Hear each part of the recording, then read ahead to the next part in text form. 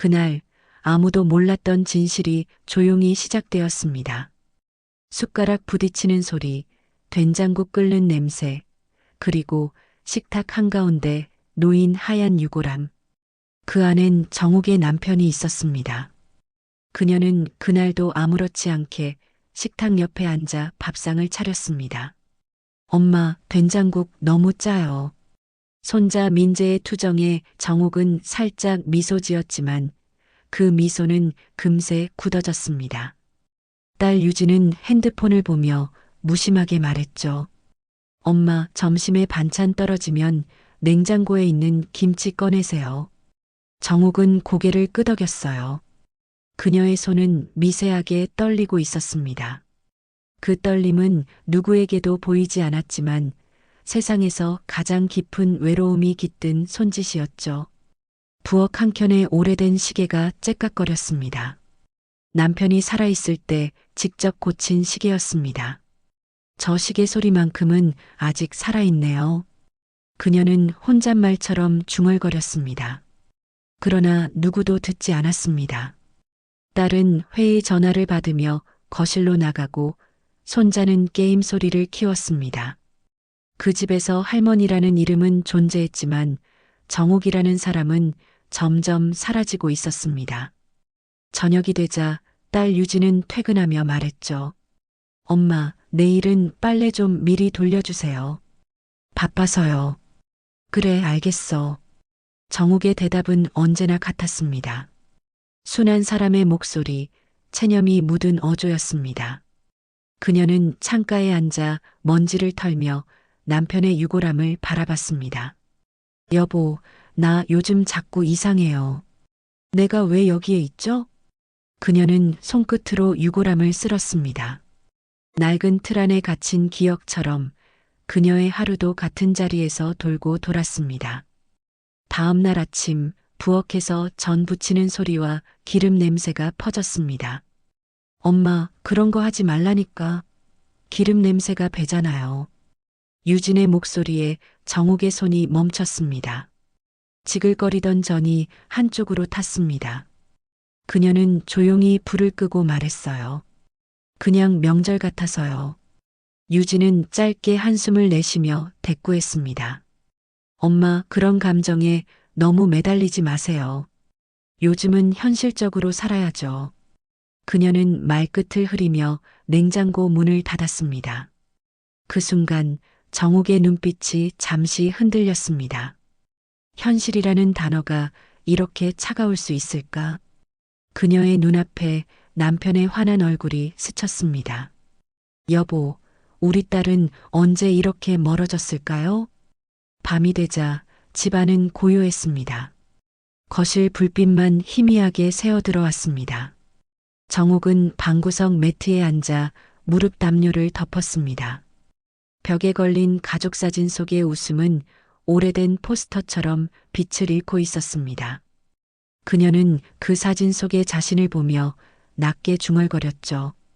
그땐 참 행복해 보였네요. 지금은 그냥 존재하는 거죠. 그때 문틈 사이로 딸과 사위의 대화가 흘러들었습니다. 당신, 어머니 문제 빨리 정리해야 해요. 애들도 불편해해요. 나도 알아. 실버타운 상담 받아놨어.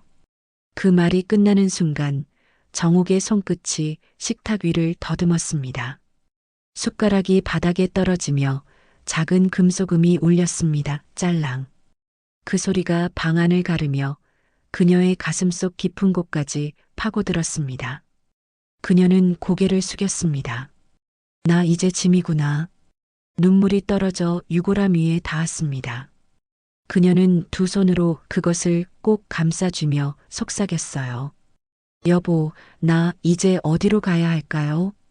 시계 초침이 째깍거리며 그 대답을 대신했습니다. 시간은 흘러가지만 그녀의 하루는 멈춰 있었습니다. 그날 밤 창밖엔 바람이 불었습니다. 커튼이 흔들리고 그녀의 머리카락이 살짝 일렁였습니다. 그 바람 속엔 어쩐지 남편의 목소리가 섞여 있었죠. 정우가 너무 참지 마. 그녀는 눈을 감았습니다. 참는 게 내가 할 수 있는 전부인데요. 카메라는 천천히 그녀의 얼굴을 비춥니다. 눈가의 주름 사이로 흐르는 눈물 한 줄기. 그녀는 무릎 위에서 손을 모으고 있었습니다. 그 손끝엔 아직도 기름 냄새가 남아 있었습니다. 삶의 냄새이자 버려진 사랑의 냄새였습니다. 당신이라면 가족에게 짐이 됐다는 말을 들었을 때 어떻게 하시겠습니까? 차가 골목을 빠져나가며 천천히 움직였습니다. 창밖으로 보이는 낡은 골목과 오래된 벽돌집들이 뒤로 밀려났습니다. 정옥은 창가에 손을 올려놓고 그 손등 위로 떨어지는 햇빛을 바라봤습니다. 따스해야 할 햇빛이 이상하게 차갑게 느껴졌습니다. 그녀는 무심히 입을 열었죠. 이 길 예전엔 우리가 자주 걷던 길이었는데. 운전석의 딸 유진은 듣지 못한 척 라디오 볼륨을 살짝 높였습니다. 라디오에선 광고가 흘러나왔습니다. 행복한 노후를 위한 선택, 최고급 실버타운, 실버힐스 요양타운. 정옥은 그 멘트를 듣는 순간 가슴이 묘하게 쿡 찔렸습니다. 엄마, 거긴 시설도 좋고 친구들도 많대요. 심심하지 않을 거예요. 유진의 말투는 밝았지만 표정은 무표정했습니다. 정옥은 조용히 대답했습니다. 그래, 내가 좋다면. 유진은 잠시 거울로 어머니를 보며 한숨을 내쉬었습니다. 엄마, 그렇게 좀 삐지지 말아요. 우리도 현실적으로 사는 거예요. 그렇지, 내 현실이 내 현실이겠지. 그녀의 목소리엔 체념이 묻어 있었습니다. 차창에 비친 자신의 얼굴은 낯설었습니다. 주름진 이마, 색바랜 눈동자, 말라버린 입술. 저 얼굴이 나였나? 그녀는 스스로 묻듯이 중얼거렸습니다. 그 순간 신호등이 빨간불로 바뀌며 차가 멈췄습니다.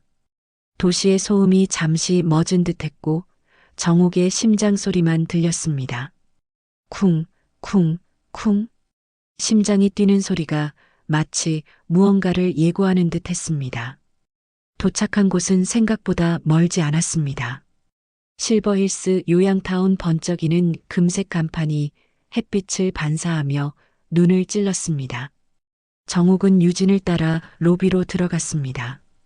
로비엔 향기 좋은 꽃병과 밝은 조명이 있었지만 어딘가 인위적이었습니다. 안내 직원이 웃으며 말했다. 어서 오세요, 어르신. 가족분들이 자주 찾아뵈실 거예요. 그 말에 유진은 그럼요, 자주 올 거예요. 라고 답했지만 눈을 마주치지 않았습니다. 정옥은 그 미소 뒤에 숨은 무언가를 느꼈습니다. 자주 올 거야 라는 말, 그건 늘 마지막 인사였지. 직원이 문을 열어 보여준 방은 작고 정갈했습니다. 창문엔 커튼이 반쯤 닫혀 있었고 침대 옆에는 비상벨이 붙어 있었습니다. 정옥은 작은 서랍을 열었습니다. 속엔 낡은 책 한 권과 치약, 칫솔, 그리고 이름표 하나가 들어 있었습니다. 정옥 B동 2층 12호. 그녀는 조용히 입술을 움직였습니다.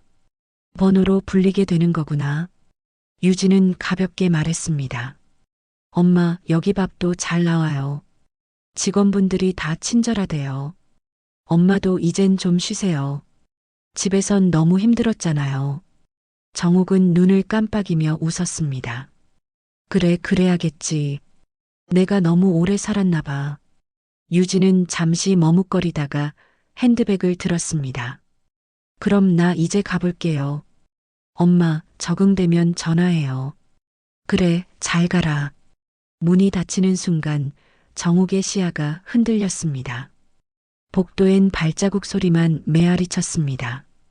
탁탁탁. 그 소리가 점점 멀어지더니 완전히 사라졌습니다.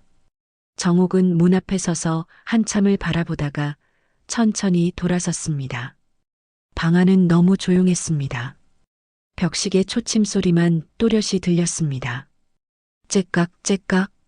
그녀는 이불을 손끝으로 쓸며 중얼거렸습니다. 그래도 딸이 나를 생각해서 그런 거겠지. 그 말을 하면서도 눈가에 눈물이 고였습니다. 저녁이 되자 복도에서 방송이 흘러나왔습니다. 어르신 여러분, 저녁 식사 시간입니다. 순서대로 내려오세요. 정옥은 슬리퍼를 신었습니다. 슬리퍼 밑창이 바닥에 닿으며 내는 소리가 쓸쓸하게 퍼졌습니다. 식당엔 10명 남짓한 노인들이 앉아 있었습니다. 누군가는 멍하니 허공을 바라보고 누군가는 수저를 떨어뜨렸습니다. 정옥은 그들 사이에서 자리를 찾았습니다. 밥 냄새보다 약 냄새가 더 강하게 느껴졌습니다. 그녀는 한 숟가락을 떠넣으며 생각했습니다. 여긴 쉬는 곳이 아니라 멈추는 곳이네. 그날 밤 창문 밖의 불빛이 어렴풋이 깜빡였습니다. 그 불빛을 바라보며 그녀는 속삭였습니다. 여보, 나 여기 오래 있어야 할까요? 바람이 불었고 커튼이 살짝 흔들렸습니다. 그녀는 이불을 덮으며 눈을 감았습니다. 괜찮아요. 딸이 나를 사랑하니까. 하지만 그 말이 끝나기도 전에 그녀의 뺨을 따라 눈물이 흘렀습니다. 카메라는 천천히 뒤로 물러납니다. 방 안엔 희미한 조명 하나 그리고 고요한 숨소리. 바깥 복도엔 무표정한 간호사의 발소리만 울렸습니다. 쿵, 쿵, 쿵. 그 리듬은 마치 한 사람의 운명을 천천히 닫아가는 소리 같았습니다. 당신이라면 가족이 쉬게 해주겠다는 말로 당신을 떠나보낸다면 그 말 믿을 수 있을까요? 아침 방송이 울려 퍼졌다. 어르신 여러분, 일어나실 시간입니다. 체조 후 아침 식사가 시작됩니다. 따뜻한 인사말 같았지만 그 목소리는 기계적이었다. 정옥은 천천히 눈을 떴다. 커튼 사이로 들어온 빛이 방 안을 희미하게 덮었다. 그녀는 이불 끝을 쥐며 조용히 앉았다. 한밤의 냉기가 아직 남아 있었다. 여긴 쉬는 곳이 아니라 살아있는 병동이네. 그녀는 그렇게 생각했다. 복도에 나서자 같은 옷을 입은 노인들이 줄을 서 있었다. 다들 말없이 간호사의 손짓을 따라 움직였다. 어르신, 줄 맞춰주세요. 네, 저기요, 빨리 걸으셔야 해요. 그 말은 명령처럼 들렸다. 정옥은 어색한 미소를 지으며 줄에 섰다. 손에 쥔 컵엔 약이 5알 들어 있었다. 이건 무슨 약이죠? 간호사는 건조하게 말했다. 다 어르신 건강을 위한 겁니다. 그녀는 더 묻지 못했다. 작은 종이컵이 입으로 들어갔다. 씁쓸한 맛이 목구멍을 타고 내려갔다. 식당의 공기는 탁했다. 밥 냄새보다 소독약 냄새가 더 강했다. 누군가는 수저를 떨어뜨렸고 누군가는 밥을 흘렸다. 직원은 무표정하게 말했다. 어르신, 빨리 드세요. 시간이 정해져 있습니다. 정옥은 식판을 바라보다가 눈을 내리깔았다. 시간까지 정해진 밥이라니. 그녀는 젓가락을 들지 못했다. 그때 옆자리의 노인이 낮은 목소리로 말했다. 새로 오셨나 봐요. 네, 어제 들어왔어요. 그럼 아직 모르시겠네요. 여긴 나가는 문이 없습니다. 정옥은 눈을 크게 떴다. 무슨 말씀이세요? 그 노인은 피식 웃었다. 다들 여길 요양원이라 부르지만 사실은 요양소죠. 밖으로 나가려면 가족 허락이 있어야 해요. 근데 가족들이 오질 않잖아요. 정옥은 아무 말도 할 수 없었다. 모간이 바싹 말랐다. 저 딸이 자주 온다 했는데 자주 오겠다는 말 다 그래요. 나도 처음엔 믿었죠. 그 노인은 밥을 한 입 넣으며 중얼거렸다. 처음 한 달, 그 다음엔 전화 한 통. 그리고 6개월 뒤엔 돌봄이 더 필요하다며 추가 요금만 내요. 정옥은 젓가락을 떨어뜨렸다. 금속 소리가 식당 안을 울렸다. 모두의 시선이 잠시 그에게 향했다가 이내 고개를 돌렸다. 그녀는 손을 떨며 젓가락을 주었다. 이게 내가 들어온 세상이구나.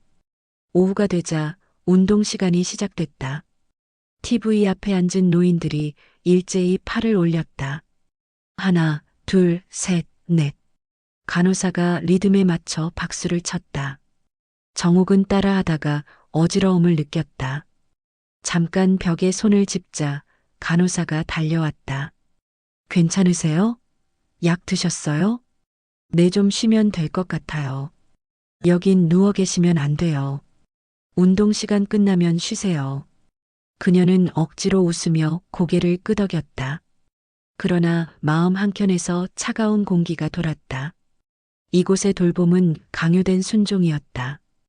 그날 저녁 방으로 돌아오자 그녀는 누군가의 낮은 울음소리를 들었다. 벽 너머에서 들려오는 숨죽인 흐느낌. 집에 가고 싶어요. 제발 한 번만. 그 목소리는 처절했다. 정옥은 이불을 덮으며 눈을 감았다. 눈물 한 방울이 베개에 스며들었다. 그녀는 그 목소리를 따라 중얼거렸다. 집에 가고 싶어요. 그날 밤 복도 불이 꺼지고 문틈 사이로 희미한 불빛이 비쳤다. 누군가 복도를 지나가며 말하는 소리가 들렸다. 이번 주엔 또 신규 입소자요? 네, 가족이 보증금 넣었답니다. 요즘 어르신들은 좋은 상품이에요. 오래 계시니까. 그녀의 눈이 커졌다. 숨이 막혔다. 상품? 그녀는 몸을 웅크렸다. 이불 속에서 손이 떨렸다. 새벽녘 눈을 떴을 때 복도 끝에 창문이 반짝였다. 그녀는 조용히 걸어나가 창문에 다가갔다. 밖은 철문과 높은 담벼락. 멀리서 차 소리만 들렸다. 그녀는 창문 틀을 쥐며 속삭였다. 내가 여기서 살아야 하는 걸까? 그때 누군가 뒤에서 말을 걸었다. 나도 그 생각 매일 해요. 돌아보니 낮에 말 걸었던 노인이 서 있었다. 그는 자신을 소개했다. 박노인입니다. 예전엔 금융감독원이었죠. 그래서 이 시설의 돈 이야기를 잘 아시는군요. 그는 고개를 끄덕였다. 여긴 노인을 돌보는 곳이 아닙니다. 돈을 짜내는 공장이에요. 정옥의 눈빛이 흔들렸다. 그럼 우린 어떻게 해야 하죠? 박노인은 조용히 속삭였다. 진실을 알아야죠. 그리고 세상에 알려야 합니다. 그 순간 바깥 어둠 속에서 바람이 불었다. 창문이 흔들리며 금속 소리가 쾅 하고 울렸다. 정옥은 몸을 움찔했지만 눈을 떼지 않았다. 바람은 차가웠고 창문 너머엔 아무것도 보이지 않았다. 그러나 그녀는 그 어둠 속에서 이상하게도 희미한 빛을 느꼈다. 그 빛은 작았지만 분명히 존재했다. 마치 누군가 속삭이는 듯했다. 이 이야기는 이대로 끝나지 않을 것입니다. 돌봄이라는 이름 아래 감시받는다면 그건 진짜 돌봄일까요? 그날 오후 정옥은 복도 청소를 돕던 중 우연히 관리실 문틈으로 떨어진 종이 한 장을 발견했다. 바닥에 구겨진 흰 서류 입소 계약 갱신서. 그녀는 아무 생각 없이 줍다가 그 안에 적힌 자신의 이름을 보고 숨이 멎었다. 입소자 정옥 보증인 유진 위약 씨, 보호자 재산 압류 동의. 서류 맨 아래엔 낯익은 붉은 도장이 찍혀 있었다. 유진. 딸의 이름이었다. 그녀의 손끝이 떨렸다.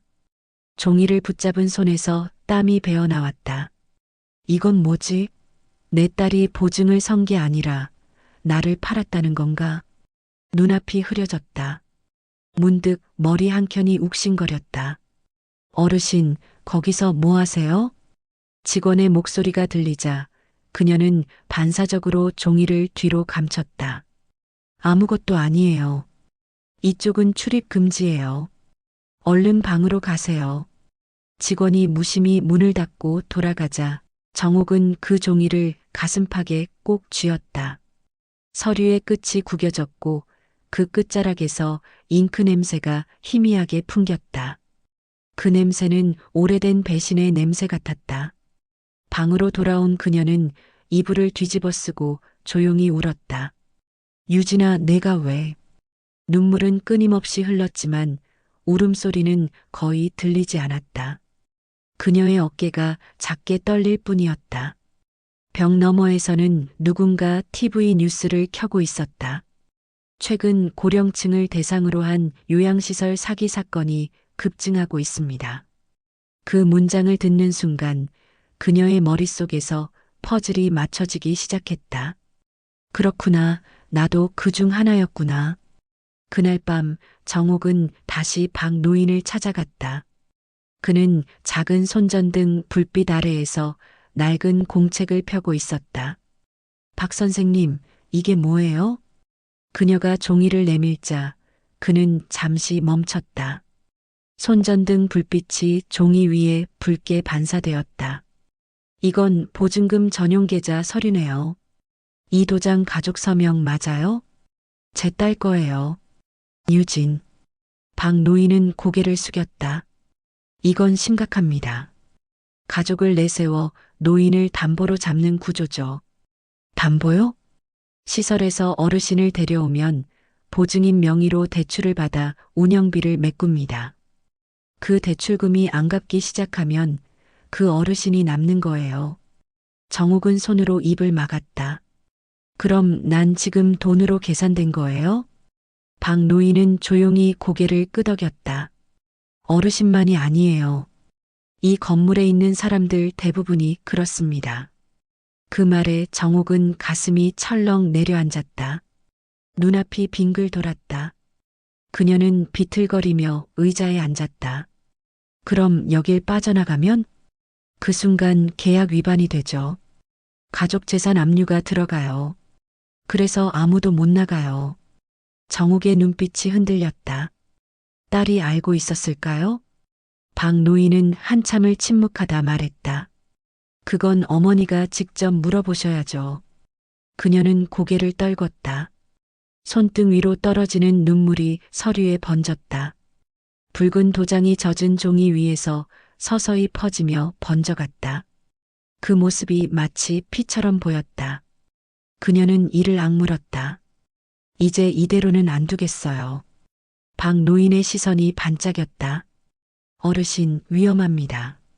그들은 이런 걸 숨기려고 뭐든 합니다. 괜찮아요. 난 이미 잃을 게 없어요. 그녀의 목소리는 낮지만 단단했다. 그날 밤 정옥은 가방을 꺼내 서류를 조심스럽게 넣었다. 그리고 작은 수첩 한 권을 펼쳤다.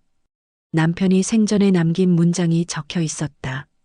정직한 사람은 세상에서 가장 늦게 무너진다. 그녀는 펜을 들어 그 아래에 썼다. 그래요, 여보. 이번엔 나도 그렇게 살아볼게요. 창밖에서 바람이 불었다. 커튼이 흔들리고 방 안의 조명이 미세하게 깜빡였다. 그녀는 창문을 닫으려다 문득 멈췄다. 멀리 철문 옆에 설치된 CCTV 카메라가 붉은 불빛을 반짝였다. 그 불빛이 마치 붉은 도장의 색과 닮아 있었다. 그녀는 그 빛을 가만히 바라보다가 조용히 속삭였다. 내가 나를 찍는다면 나도 너희를 찍을 거야. 그리고 작은 디지털 카메라를 꺼냈다. 그녀의 손이 떨리고 있었지만 눈빛은 단호했다. 이제부터 나를 속인 이 세상을 찍을 거야. 그녀는 카메라를 들고 복도를 바라봤다. 긴 복도 끝엔 희미한 빛이 있었다. 그 빛 속으로 그녀의 그림자가 천천히 걸어 들어갔다. 사랑하는 가족의 이름이 당신을 묶는 계약서에 찍혀 있었다면 당신은 용서할 수 있겠습니까? 밤 공기가 유난히 무거웠다. 복도의 불빛이 간헐적으로 깜빡이며 긴 그림자를 만들었다. 정옥은 침대에 앉아 시계를 바라봤다. 곧 자정이었다. 그녀의 손엔 낡은 가죽 가방이 들려 있었다.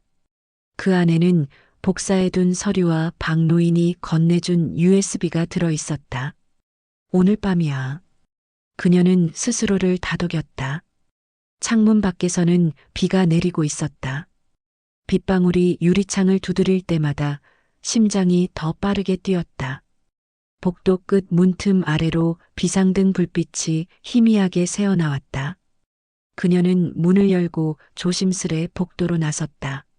슬리퍼 대신 운동화를 신었지만 바닥의 마찰음이 여전히 거슬렸다. 하나, 둘, 셋. 그녀는 숨을 고르며 계단을 향해 걸었다. 그때 갑자기 스피커에서 피드백 소리가 울렸다. 응급경보, 2층 감지 센서 이상 발생. 정욱은 순간 굳어섰다. 하지만 곧 다시 걸음을 옮겼다. 비상문은 멀리 있지 않았다. 문 앞에 다가서자 박 노인이 어둠 속에서 나타났다. 여기요, 이쪽으로. 그의 손엔 작은 손전등이 들려 있었다. 박 선생님, 정말 괜찮을까요? 이제라도 세상이 알아야죠. 우리가 어떤 대가로 돌봄을 받는지. 정욱은 고개를 끄덕였다. 둘은 나란히 복도를 빠져나가기 시작했다. 그러나 1층으로 내려가는 도중 경비원의 무전음이 들렸다. 비동 감지 센서 작동. 순찰 돌겠습니다. 박 노인이 숨을 죽였다. 이쪽 벽장 안으로 들어가요. 두 사람은 허겁지겁 문을 열고 들어갔다. 좁은 청소용품 보관함안 락스 냄새가 코끝을 찔렀다. 그녀는 숨을 참으며 속삭였다. 선생님 무서워요. 괜찮습니다. 불빛이 지나가면 바로 나가요. 문틈 사이로 경비원의 손전등이 스쳤다. 한 줄기 빛이 그녀의 눈동자를 스치자 순간 눈물이 맺혔다.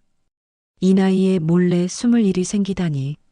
잠시 후 발소리가 멀어졌다. 박 노인은 조심스레 문을 열었다. 지금이에요. 그들은 복도를 지나 비상문 앞에 섰다. 문고리를 잡자마자 차가운 금속의 감촉이 손끝을 얼렸다. 하지만 그 문은 열리지 않았다. 잠겼어요. 잠금 해제 장치가 전자식이라 비상 전원 차단을 해야 해요. 박 노인은 근처 전기함을 열기 시작했다. 이거 예전 습관이죠. 금융감독원이었을 때도 이런 시스템 봤어요. 그의 손이 바쁘게 움직였다. 딸깍. 불빛이 꺼지고 복도가 암흑에 잠겼다. 정욱의 심장이 미친 듯이 뛰었다. 열렸어요. 박 노인이 속삭였다. 두 사람은 급히 문을 밀었다. 그러나 그 순간 쾅! 어딘가에서 폭발음 같은 굉음이 울렸다. 불길이 복도 끝에서 치솟았다. 화재다. 불이야. 직원들의 외침이 들렸다. 경보음이 울리고 스프링클러가 터졌다. 박 노인이 정욱을 잡았다. 가요. 지금 아니면 못 나가요. 정욱은 젖은 바닥 위를 미끄러지듯 달렸다. 비상구 문이 열리자 차가운 바람이 얼굴을 때렸다. 비냄새와 연기 냄새가 뒤섞였다. 박 노인이 외쳤다. USB 꼭 지키세요. 거기 모든 증거가 있어요. 그녀는 고개를 끄덕였다. 하지만 바로 그 순간 천장에서 떨어진 천조각이 박 노인을 덮쳤다. 박 선생님. 그녀는 달려가려 했지만 불길이 막아섰다. 가지 마세요. 빨리 나가요. 박 노인은 손을 뻗어 USB를 그녀에게 밀어주었다. 세상이 알아야 해요. 그의 목소리는 연기에 묻혀 사라졌다. 정욱은 입술을 깨물었다. 눈물이 비와 함께 얼굴을 타고 흘렀다.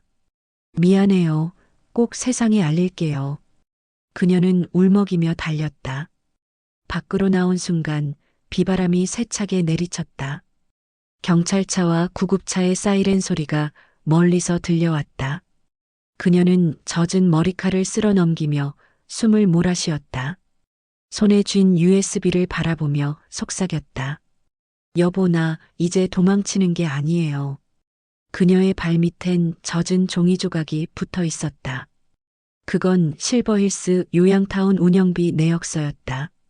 잉크가 번져 글자는 흐릿했지만 붉은 도장은 여전히 선명했다.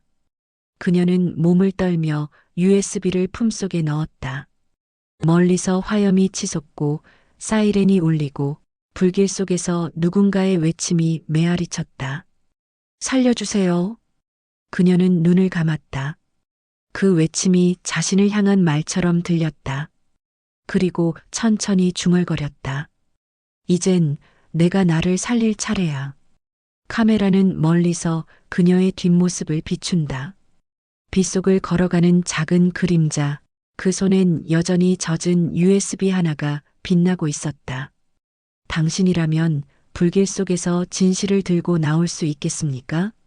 비는 여전히 그치지 않았다.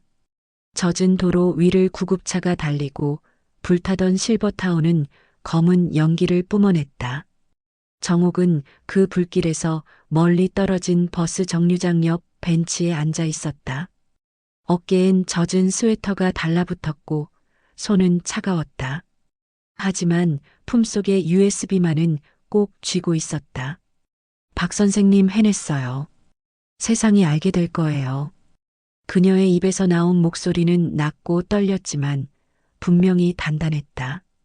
휴대폰을 켜니 화면이 희미하게 깜빡였다. 그녀는 딸 유진의 번호를 눌렀다. 신호음이 몇 번 울리더니 익숙한 목소리가 들렸다. 엄마, 이렇게 늦게 왜 전화를? 정옥은 잠시 침묵했다. 그 침묵 속에 빗소리가 섞였다. 유진아, 내가 그 계약서에 서명한 거 알고 있었니? 무슨 말이에요, 엄마? 계약서라니. 내 도장이 찍혀 있었어. 나를 보증인으로 팔았더라. 유진은 숨을 삼켰다. 그건 그게 아니라 회사에서 그렇게 해야 한다고 해서. 그렇게 해야 한다고? 그게 변명이 되니? 정옥의 목소리는 낮았지만 그 안엔 억눌린 분노가 섞여 있었다. 엄마, 나도 어쩔 수 없었어요. 우리도 힘들었단 말이에요. 그래. 그래서 날 버렸구나. 전화 너머의 유진은 아무 말도 하지 않았다. 넌 나한테 쉬게 해주겠다고 했지. 근데 그건 쉼이 아니라 감금이었어. 엄마 제발. 정옥은 눈을 감았다. 이제 됐어. 더 이상 내 목소리 듣고 싶지 않다. 뚝 전화가 끊겼다. 정옥은 잠시 눈을 감고 깊게 숨을 들이마셨다. 빗방울이 이마를 타고 흘러내렸다. 그녀는 스스로에게 속삭였다. 이제부터는 나 혼자라도 살아야지. 그녀는 휴대폰을 다시 켜 기자의 이름을 검색했다. 며칠 전 TV에서 본 사회부 기자였다. 노인복지시설 비리 연속 취재 박기현 기자. 그녀는 손가락을 떨며 메일을 작성하기 시작했다. 제목 실버힐스 요양타운의 내부 증거입니다. 내용 이곳에서 일어난 모든 걸 세상에 알려주세요. 첨부 파일 에버던스. 집. 전송 버튼을 누르는 순간 화면이 어둡게 변했다. 비가 그쳤고 하늘은 서서히 새벽빛으로 물들기 시작했다. 그녀는 두 손으로 얼굴을 감쌌다. 끝났어요, 여보. 드디어 끝났어요. 그때 멀리서 경찰차의 불빛이 번쩍였다. 구조대가 잔해를 정리하고 있었다. 기자들이 몰려들고 카메라 플래시가 번쩍였다. 실버힐스 요양타운, 노인 학대 및 비리 의혹. 그녀는 멀리서 그 장면을 바라봤다. 가슴이 벅차올랐다. 그녀의 손끝이 떨렸지만 그 떨림은 두려움이 아니라 해방의 떨림이었다. 잠시 뒤 휴대폰이 울렸다. 모르는 번호였다. 여보세요? 혹시 정옥 어르신이신가요? 저는 박기현 기자입니다. 메일 받았습니다. 혹시 직접 인터뷰 가능하실까요? 정옥은 잠시 망설였다. 그녀의 머릿속엔 불길 속에서 사라진 박 노인의 얼굴이 떠올랐다. 그분이 마지막으로 이런 말을 했어요. 세상이 알아야 한다. 그 말을 대신 전할게요. 기자는 잠시 말을 잃었다가 조용히 말했다. 용기 내주셔서 감사합니다. 그녀는 미소를 지었다. 용기요? 아니요. 그저 이제 숨기고 싶지 않은 나이예요. 전화를 끊고 그녀는 자리에서 일어섰다. 빗물이 멈춘 길 위로 여명이 비치고 있었다. 그녀는 발을 내딛었다. 젖은 신발이 바닥에 찰박 소리를 냈다. 그 소리는 자유의 시작처럼 들렸다. 카메라는 뒤에서 그녀의 뒷모습을 따라간다. 머리칼 끝엔 물방울이 맺혀 있었고 그녀의 손엔 아직 USB가 들려 있었다. 그녀는 마지막으로 하늘을 올려다보며 중얼거렸다. 이제 나를 속였던 세상이 아니라 나를 믿는 세상을 살아야지. 햇살이 구름 사이로 새어나왔다. 그 빛이 그녀의 얼굴 위에 부드럽게 내려앉았다. 정옥은 천천히 눈을 감았다. 그리고 아주 조용히 그러나 확실하게 미소 지었다. 당신이라면 세상에 맞설 용기를 낼 수 있을까요? 비가 멎은 도시 위로 회색 하늘이 천천히 밝아왔다. 정옥은 신문사 건물 앞에 서 있었다. 벽면엔 시민일보라는 간판이 걸려 있었다. 손에 쥔 우산대가 미세하게 떨렸다. 하지만 그녀의 발끝은 단단히 바닥을 딛고 있었다. 문을 열자 로비에서 따뜻한 공기와 커피 향이 스며들었다. 접수 직원이 올려다보았다. 어르신, 어떤 일로 오셨어요? 정옥은 잠시 숨을 골랐다. 기자분 만나러 왔어요. 실버힐스 요양타운 그곳의 진실을 가지고 있습니다. 직원의 눈이 커졌다. 잠시 후 한 남자가 서둘러 나왔다. 정옥 어르신 맞으시죠? 박기현 기자입니다. 기자는 그녀를 회의실로 안내했다. 탁자 위에 노트북과 녹음기가 놓여 있었다. 그녀는 가방에서 USB를 꺼내 탁자 위에 올려놓았다. 여기 있어요. 시설에서 있었던 모든 증거예요. 기자는 조심스레 그것을 집어들었다. 이 안에 뭐가 들어있나요? 재무 내역, 학대 장면, 그리고 가족계약서 사본까지요.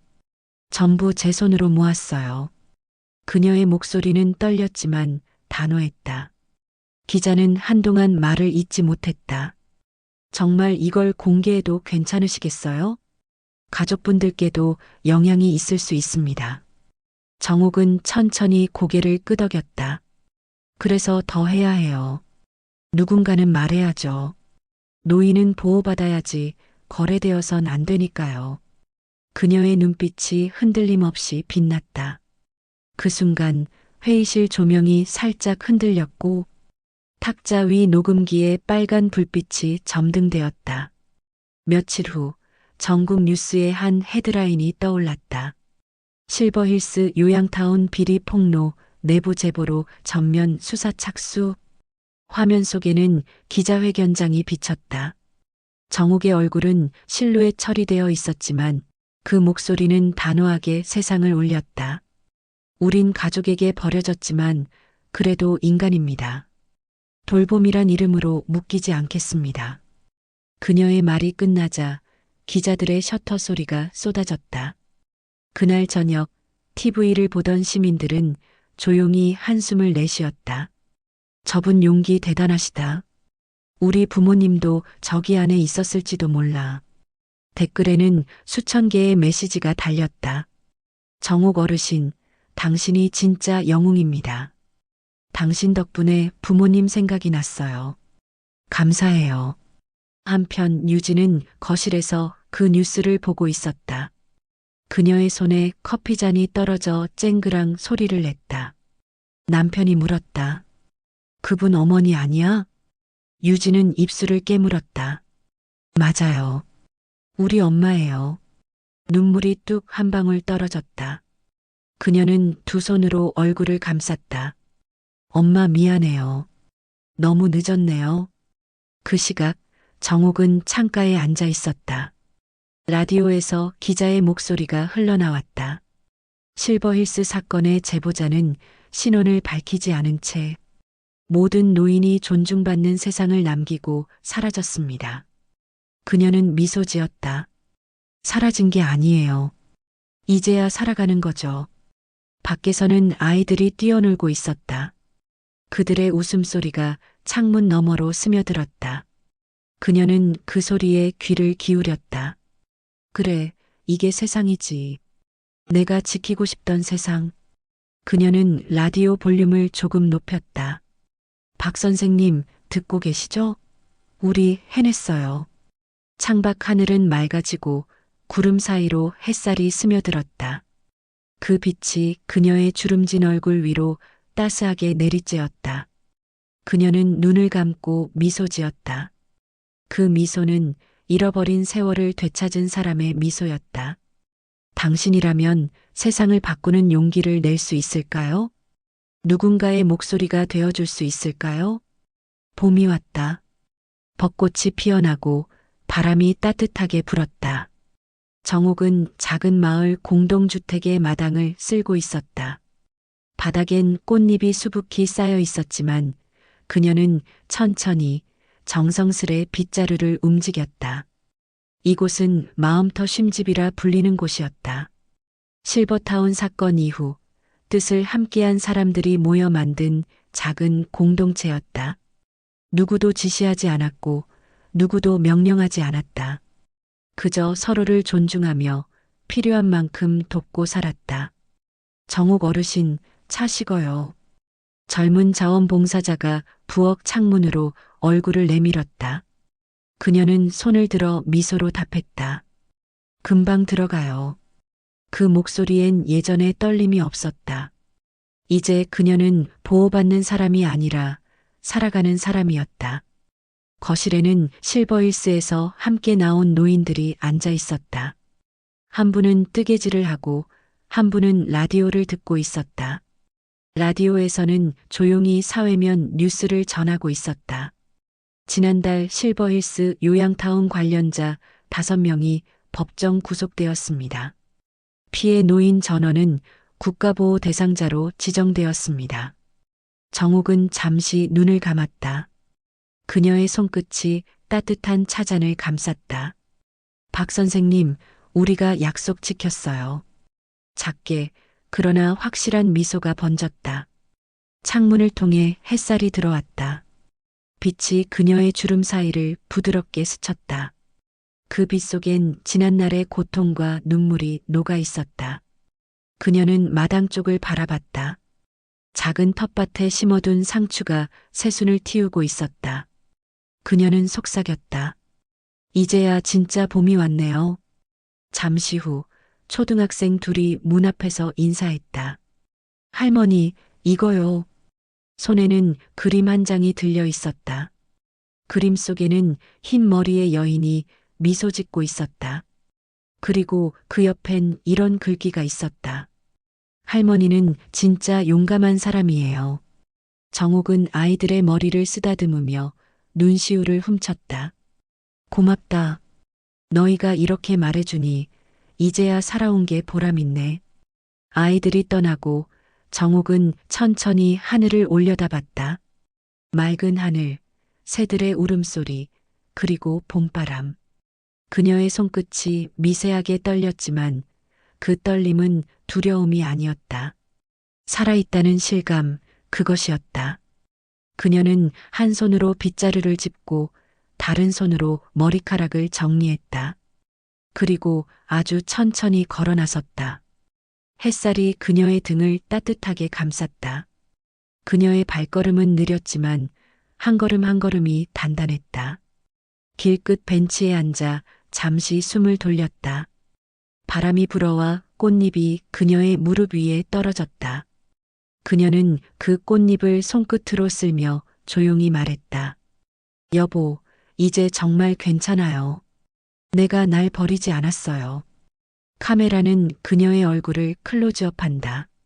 눈가의 주름 사이로 빛이 반짝였다. 그녀는 하늘을 향해 천천히 눈을 감았다. 그 순간 바람이 불고 꽃잎들이 흩날리며 화면을 덮는다. 그리고 화면은 흑백으로 서서히 전환된다. 잔잔한 피아노 음악이 흐르고 자막이 떠오른다. 누군가의 노년이 고통이 아닌 존엄으로 기억되길. 당신의 부모, 그리고 언젠가의 당신에게. 우리 모두는 언젠가 누군가의 부모가 되고 또 누군가의 기억이 됩니다. 돌봄이란 누군가를 가두는 것이 아니라 함께 살아내는 일입니다. 이야기는 끝났지만 여운은 남습니다.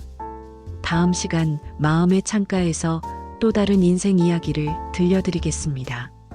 구독으로 따뜻한 인연을 이어가 주세요.